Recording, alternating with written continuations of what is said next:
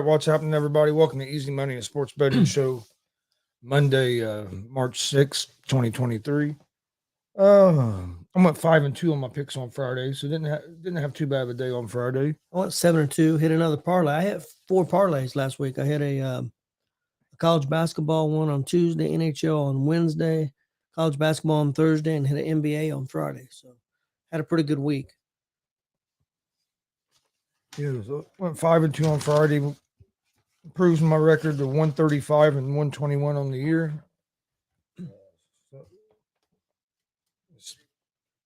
Improves my record to 135 and 121 on the year. All right, let's see what we got here.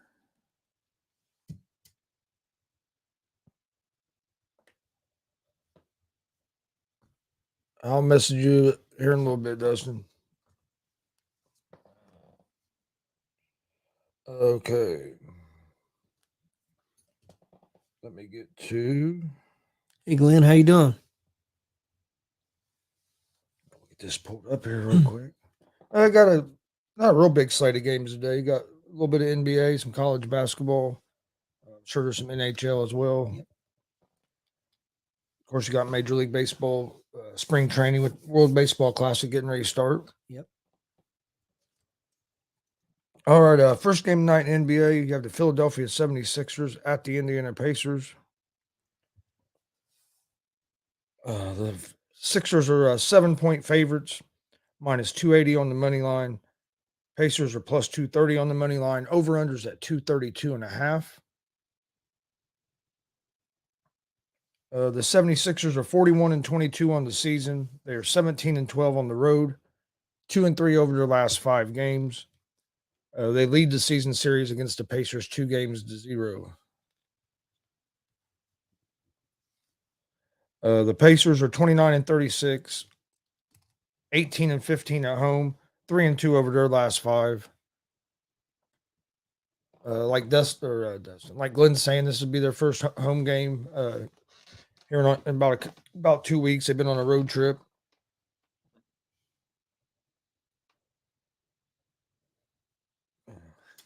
Joe Pesci. They Pacers didn't play too bad on the road trip. They did get a win on Saturday. They lost the game to the Spurs that they shouldn't have lost, but they got at least 2 wins on that, didn't they? Yeah. Then they start with a win and end with a win. I know Halliburton. I'm not sure. Did Halliburton play Saturday? I know he missed the game on Friday. I don't know if he played Saturday or he played their last game. Okay, so he played last game. I know he's listed day to day. I think it was yesterday. I think they played Bulls yesterday. Okay. I'm pretty sure he played. All right. I know he was listed day to day. But like I said, I'm not saying the Pacers are going to win, but I think 7 points is too many. Pacers have been, when they do lose, it's usually close games. So I like the Pacers at the +7.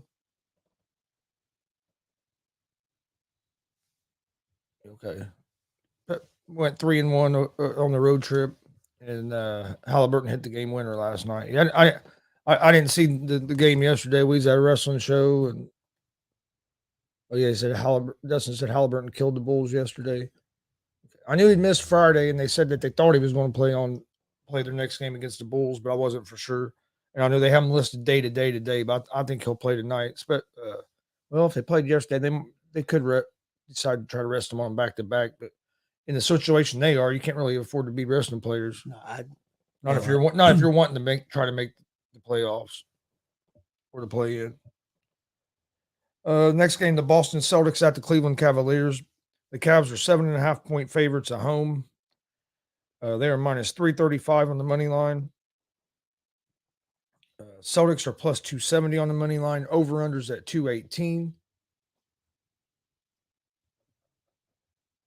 The Celtics are 45-20 on the season, 20-11 on the road, 2-3 over their last 5 games. The Cavs are 40-26 on the season, 27-7 at home, 2-3 over their last 5, and the Cavs lead the season series 2-1 versus the Boston Celtics.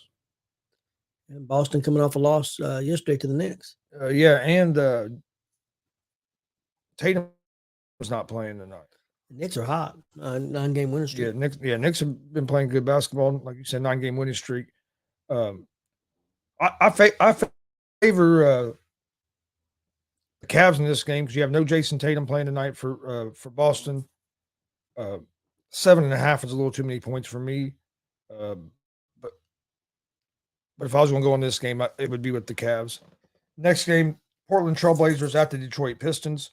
Pistons are 5.5-point favorites. They're minus 220 on the money line. The Pistons are plus 184 on the money line. Over-unders at set at 230. Portland is 30-34 on the season, 13-19 on the road, 2-3 over their last 5 games. Hey, how's it going, Dre? Pistons are 15-49 on the season, 8-23 at home, 0-5 over their last 5.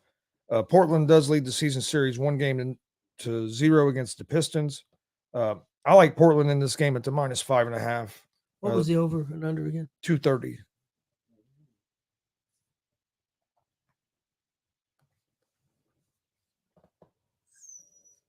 See, next NBA game, the Atlanta Hawks at the Miami Heat. The Heat are 2.5-point favorites at home, minus 148 on the money line. The Hawks are plus 126 on the money line. Over-unders at 229. The Hawks are 32-32 on the season, 14-19 on the road. They were 3-2 over their last 5 games. The Heat are 34-31 on the season, 20-12 at home, 2-3 over their last 5. The Heat lead the season series 2-1 against the Atlanta Hawks. I like the Miami Heat here. Ooh, it's actually went down. It was at 3 earlier, so it's at minus 2.5.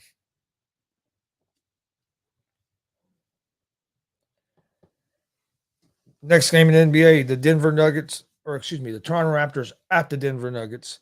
The Nuggets are 6-point favorites at home, minus 235 on the money line.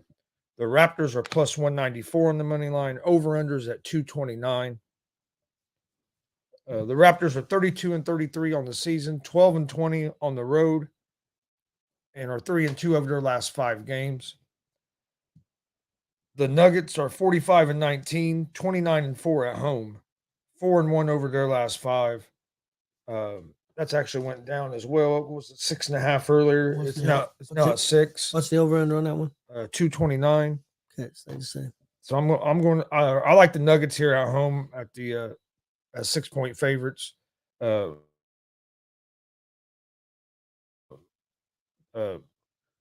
are a pretty good defensive team, but have been up and down offensively.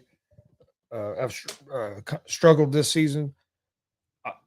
From what I see, I think the Raptors are going to pretty much blow that team up quite a bit after this year. But I like the Nuggets. They're 4-1 over their last 5 games. They play well at home. I like the Nuggets at the minus 6. And then last game of the night in the NBA, you have New Orleans Pelicans at the Sacramento Kings. Kings are 6-point favorites at home, minus 225 on the money line. Pelicans are plus 188 on the money line. Over-unders at 237.5. The Pelicans are 31-33 on the season, 11-22 on the road. They are 1-4 over their last 5 games. Sacramento is 37-26 on the season, 19-13 at home, 4-1 over their last 5. The Pelicans do lead the season series 1-0. I like the Kings here. The Pelicans are been dealing with injuries. Zion's still out.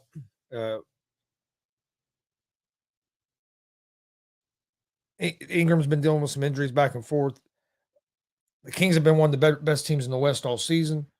De'Aaron Fox and Sabonis are both playing at high levels. I like the Kings at the minus. That's actually went up. It was 5. Now it's went up to 6. So minus 6. All right, that's all the NBA games for tonight. My picks for tonight in NBA: Pacers plus 7.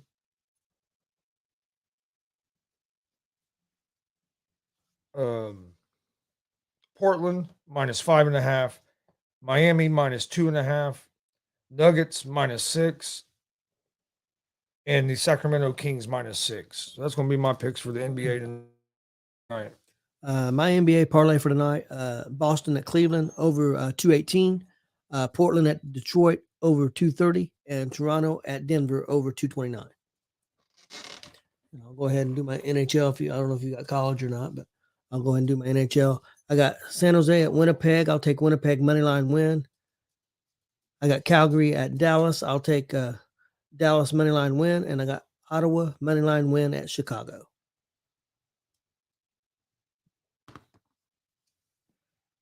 All right. College basketball. There's only a couple games that I like. I'm gonna take you got South Alabama at Louisiana Lafayette. Louisiana Lafayette's a 1.5 point favorite. I'm gonna go with Louisiana Lafayette at the -1.5. And then I'm gonna take St. Mary's at the -6.5 against BYU.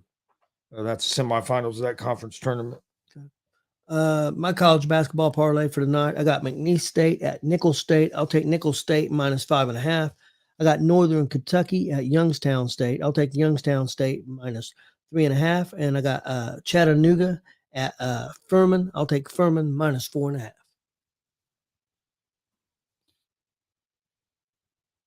Okay. I was going to ask your opinion. Why do you think the Knicks are playing so well? Why are they gelled so well? I mean, I don't think anybody's seen this coming to this level. Well, if you remember, 2 years ago they looked like they were making a turn for the better, and then last year that Randall just struggled all season, and then Randall's played better this year. That's been a big help. But then bringing in Jalen Brunson, they brought him in from Dallas in the offseason, and he's played real well there and fit in. I think the biggest thing is they've finally got the culture thing turned around there, and got the whole team buying in. And I mean, they won 9 in a row, but the way they won a couple of them games, I know they won the other night on Randall hitting the last second shot. I mean, you know, I mean, they're starting to win some of the close games that usually, if it was a close game like that, the Knicks would find ways to lose. And No. they're starting to find ways to win instead of losing. Now, what do you think they do? Do they continue to try to build like this, or since they did so well, and there's going to be probably free agents out there that coming in? I don't know who all the free agents are coming in this year or the next couple of years, that you think they may try to bring in some free agents to take them to the next level. They might depending on who's available. They might try to add a piece or two, but I don't think they'll blow it up too much, because you also don't want to mess the chemistry of your team up when you have a team going in the right direction. But yeah, I mean, if there's free agents available and that want to come there, I could see them adding a piece or two, but I don't think it's going to be like a major overhaul. I think they'll stay with their core of Brunson and Randall and Barrett quite a bit, and then maybe add a piece or two around them three. Well, that's what I mean. You don't have to trade. It'd be a free agent deal, so you really don't have to blow things up. I mean, you don't want to change your, destroy your nucleus. I understand, but I mean. But no, I mean, it's kind of strange because it's been so long since the Knicks have been been kind of relevant, been decent. I mean, they had that little bit of a run when they had Carmelo Anthony there, but then other than that, probably back to the 90s. What'd you think about Carr going to the Saints? I kind of figured that a while back. Kind of surprised me a little bit. I mean, it made sense because that coach was his coaching with the Raiders. That's what I kind of thought from the get-go. But the reason that it kind of doesn't make a lot of sense is the Saints are almost 60. They're like 50-something million over the salary cap. So he's not going to have all. I mean, they're going to lose some pieces. So he's not going to have all the weapons that they've normally had. That was the only thing that kind of surprised me, that they were able to get a deal done because of their salary cap. And I know that means there's going to be some other players that they're not going to be able to, that they're going to lose. But they do have a pretty good defense. They do have some weapons on offense. I'm sure they're not going to lose everybody. I can see maybe Michael Thomas. I don't know if he's going to be there I know they were having issues anyway. Yeah. Not even counting his injuries. And Kamara, I think probably going to be suspended for a while Again? Hmm. Again? again. I thought he was suspended some last year. No, he never did go suspension, did he? I think he's going. I think he finally got. I think the grand jury is found went to moving to file charges against him. So I could see him getting a suspension. So it's going to be interesting to see. But no, it didn't. It didn't surprise me. The only reason it kind of did was just because of the salary cap. But it didn't surprise me that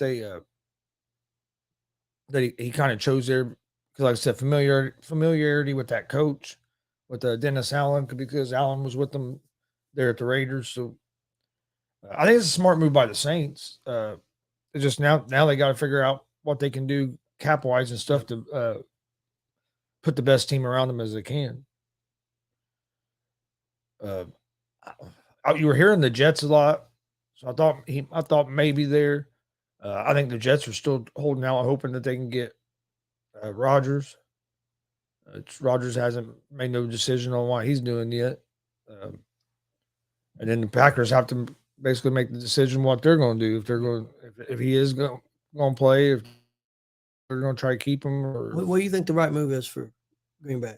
If Rodgers wants to play, is it to give it one more shot and see what you can do, or is it time to move on and give Love a chance? They're in a tough situation because if Rodgers will play, and if he's also willing to restructure that contract a little bit, where they can maybe try to get a piece or two to add to that team, I think I would go with him for one more year. But I also understand the fact that you need to see what you got in Jordan Love because his rookie contract is going to be up as well. So, but if he restructures, I mean, I know you got Love. I mean, I understand, and I can see. But in this that. league, if you have a quarterback that is proven and can play at a high level, it's hard just to move off of him. What if he restructures? What do you add? Another receiver? Probably, if you could. Or I mean, they also need to strengthen that defense up a little bit. But yeah, on the offensive side, say another receiver. Yeah, I mean, it's just if I could sit here and say that Aaron Rodgers is in my opinion has fell off a lot, then I'd be like, okay, move on. But I mean, you're talking about a guy that's a year removed from winning back-to-back MVPs, and last year was didn't have his best year, but still was better than most quarterbacks, and was playing with a broken thumb for a lot of it. That probably affected him a little bit. So, but if the Packers decide to move on, there's going to be teams that are. I mean, there'll be if he wants to play, there's going to be teams that are going to be interested in him. But a lot of it's going to be what's the trade, how much are you going to have to give up for him? What's the trade details going to look like? That's going to be another thing because I mean, Green Bay's they're going to try to get as much as they can out of him. Yep. Which I mean, they should. I'm not saying they shouldn't, but so it's not going to be cheap to get him either. So you're going to give up some assets to bring him in. The only thing about bringing him in, though, if I'm a team, is I'd probably want some kind of assurance, like you're going to be here at least 2 years. Yeah. You know what I mean? Than just a one and done. I'd like try to work out some kind of deal where we know we at least have them locked up for 2 years, especially because you're giving up assets. So I don't want to give up the assets and then basically for a 1 season rental. Yeah, you don't want to give a whole lot and him just be there for a year. I agree. So I think I would at least try to get some kind of deal where he's there. He's there for at least a couple seasons at the minimum. I think he'll play 2 or 3 more seasons. So you'd like to maybe lock him in for the rest of his career. That's just what I think. I think he's going to come back and he's going to play at least 2 more years, maybe 3. Now, unless he came back this year and just had a terrible year, then I could see him maybe walking away. But if he plays better at a higher level this year than he did last year, I don't see him walking away after this season. Don't forget tonight, 6:30 p.m. Eastern, GWR Gonzo's Wrestling Room. Want to talk Greatest Hills? Yep. We'll be talking Greatest Hills. We'll be talking some other independent wrestling shows that happened this weekend. Marcus went to a couple shows. Of course, we was at a great show yesterday. Be talking a little bit of what on last week in professional wrestling. Touch on that just a little bit, and also a real good pay per view last night. AEW, especially the main event. We'll talk on that a little bit. So a lot to talk about, and should be a great show. And then if you missed it, we were at Summit Pro Wrestling Retribution yesterday. It was a great show. You can find out on our YouTube and YouTube, Twitch, and Twitter pages at Gonzo Sports Room and at the All Sports All Plays Network. If you missed that show, I highly recommend go checking it out. Yep. Then don't forget Wednesday, Glenn Richardson's going to be on the show. I'll be getting a graphic out about that tonight. Looking forward to that. And also, people that haven't heard yet, the 24th and the 25th of this month, DCCW as their Hall of Fame ceremony, which is going to be a huge ceremony on Friday the 24th. And then Saturday, got their first show of the year. It's their 5th anniversary show, and it's going to be a great show, I'm sure. Be more information coming out, I would say, today or tomorrow about all that stuff. You can check out their webpage. And then also they got a huge show that they're really pushing right now, April 8th, in Jay County. They're going to have Kurt Angle, Rikishi, and Buff Bagwell there. It's a fundraiser for Jay County high school wrestling team. You can check out their event page there and get all the information for that. But it's going to be a fantastic show on that Saturday, April 8th. Oh, yeah. It should be a real good show. My picks for tonight, real quick before we get out of here, Pacers +7, Portland -5.5, Heat -2.5, Nuggets -6, and the Kings -6. College basketball, Louisiana Lafayette -1.5, and St. Mary's at the -6.5. We appreciate everybody joining us. We'll be back tomorrow at right around 3 o'clock with another episode of Easy Money, a sports betting show. Don't forget tonight also 11 o'clock, 11 p.m. Eastern, GSR Gonzo Sports Rooms. So have two more shows or two more live shows this evening. So come join us for that. But we appreciate everybody watching. We will see you guys tomorrow. Have a great day.